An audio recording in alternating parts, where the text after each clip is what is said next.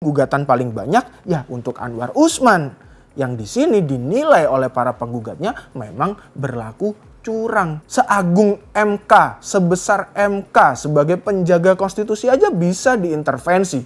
Apalagi dengan lembaga-lembaga lain. Drama apa lagi, skenario apa lagi sih yang pengen ditampilkan ke publik? Halo dulur, gue Ahsan.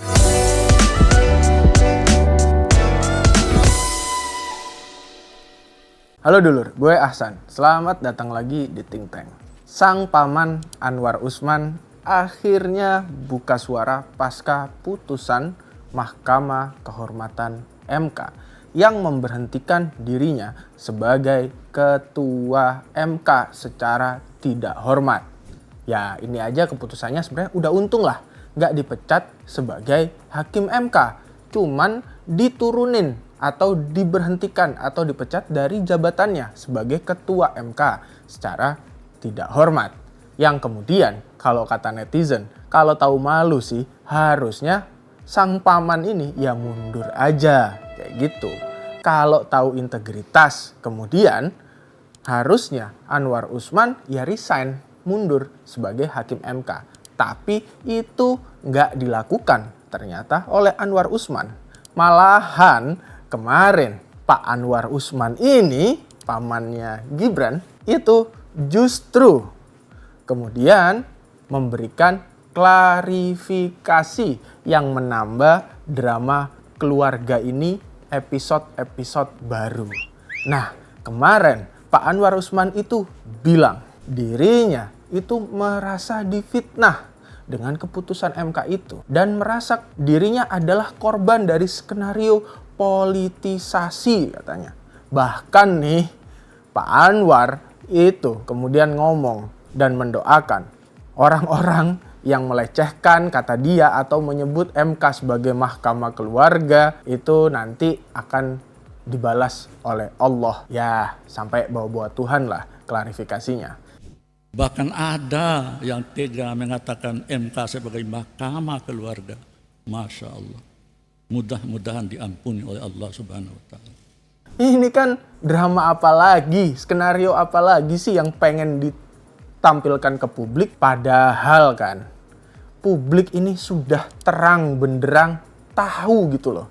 Tanpa perlu dijelaskan lagi bahkan.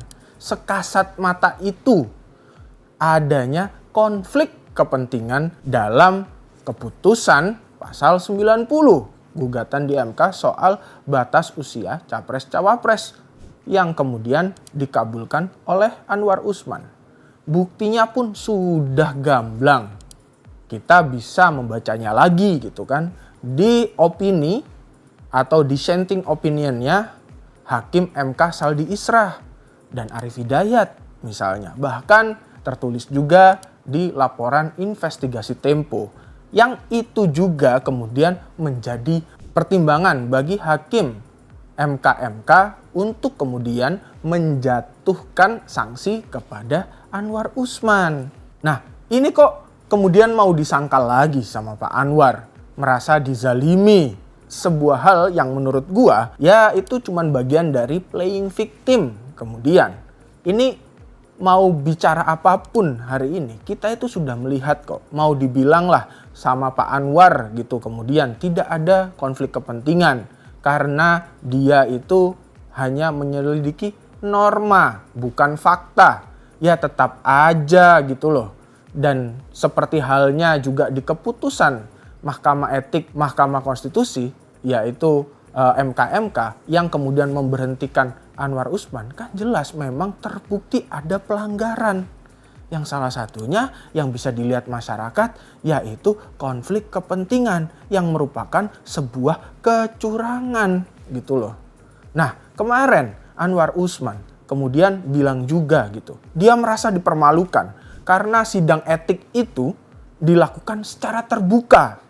Padahal menurut dia harusnya sidang etik itu dilakukan secara tertutup. Loh, ini tuh isu publik yang besar. Menyangkut marwah Mahkamah Konstitusi sebagai penjaga gerbang terakhir konstitusi kita. Ini skandal besar, bukan hal yang kecil gitu.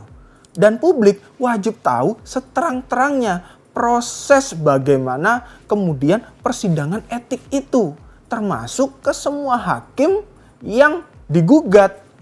Tidak hanya Anwar Usman, meskipun gugatan paling banyak ya untuk Anwar Usman. Yang di sini dinilai oleh para penggugatnya memang berlaku curang dalam keputusan batas usia capres-cawapres. Inilah yang ingin ditampilkan ke publik. Agar publik bisa mengetahuinya secara detail. Tidak lagi berprasangka. Tidak lagi melakukan atau menciptakan spekulasi-spekulasi negatif yang semakin meruntuhkan marwah Mahkamah Konstitusi. Lah, kalau malah pengennya Pak Anwar kemarin itu sidang dilakukan secara tertutup, kan itu justru nanti akan menciptakan kegaduhan-kegaduhan baru. Publik tidak tahu. Atau jangan-jangan apa sih yang ingin dilakukan Pak Anwar kalau seandainya kemarin itu persidangan dilakukan tertutup? Apakah akan bisa memastikan Pak Anwar ini tidak terjadi kong kali kong lagi kalau sidang etiknya tertutup? Itu harus dijawab dulu, Pak. Tapi ya udahlah. Kemudian Prof. Jimli dan kawan-kawan sebagai Mahkamah Kehormatan Mahkamah Konstitusi atau MKMK sudah memutuskan Anwar Usman itu terbukti bersalah. Dan di sini terakhir yang ingin gue sampaikan, bukti bersalahnya Anwar Usman yang di situ juga salah satu keputusannya adanya intervensi yang memang tidak disebutkan sih oleh Prof. Jimli itu siapa yang mengintervensi. Tapi cukup sampai di situ saja bahwa ada intervensi dalam keputusan batas usia capres-cawapres itu saja sudah membuktikan bahwa lembaga seagung MK, sebesar MK sebagai penjaga konstitusi aja bisa diintervensi. Apalagi dengan lembaga-lembaga lain. Ini menunjukkan bahwa masyarakat masih memiliki pekerjaan rumah yang besar. Apa itu? Yaitu memastikan agar lembaga-lembaga negara lain itu sepenuhnya bebas dari intervensi kepentingan oknum-oknum tertentu, kepentingan pihak tertentu, bahkan kepentingan keluarga tertentu. Semua lembaga negara, baik dan di yudikatif, legislatif, maupun eksekutif dan perangkat-perangkat aparatur lain, polisi, tentara, bahkan hansip, ya semuanya harus dijaga, bebas dari intervensi yang hanya tujuannya satu-satunya bekerja demi rakyat, bekerja demi konstitusi, dan bekerja demi keutuhan bangsa ini, keutuhan demokrasi. Apalagi hari ini di tahun pemilu. Tahun pemilu adalah tahun harapan. Tentunya kita berharap hasilnya nanti dari pemilu, siapa yang terpilih menjadi presiden dan wakil presiden, siapa yang duduk lagi di DPR, itu kemudian orang-orang yang memang melalui proses yang benar, tanpa kecurangan sedikit apapun. Karena bila mereka terpilih lewat jalan yang curang, maka mereka akan memanggul beban moral, beban etika, dan beban hukum di pundak mereka. Dan kita tahu pemimpin yang dihasilkan semacam itu lewat jalur yang curang tidak akan benar-benar mampu berpihak pada rakyat. Jadi mari kita pastikan demokrasi, pemilu menjadi harapan yang benar-benar baik untuk mewujudkan Indonesia unggul, Indonesia yang menjamin kesetaraan hak semua rakyatnya. Bye-bye.